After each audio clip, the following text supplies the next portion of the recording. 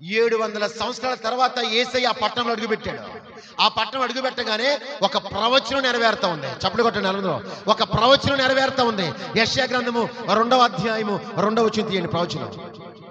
అంత్య దినములలో కొండల కంటే ఎత్తుగా ప్రవాహం వచ్చినట్లు సమస్త అన్యజనులందరూ దానిలోనికి పరిగెత్తుకొని వస్తారు. చప్పట్లు కొట్టండి. హల్లెలూయా. ప్రవాహం వచ్చినట్లు ఓ అన్ని జనులందరూ కూడా ప్రవాహం వచ్చినట్లు అందరూ కూడా పరిగెత్తుకొని వచ్చేస్తారు.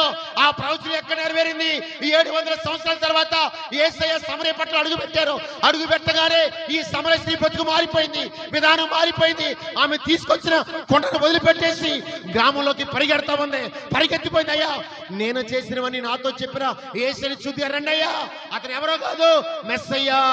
మనం ఎదురు చూస్తున్న మెస్సయ్యా, మన బతుకులు మార్చే మెస్సయ్యా వచ్చాడని ప్రవాహంలాగా ఊరు మొత్తాన్ని కూడా యాకోబు బావి దగ్గర తీసుకొచ్చి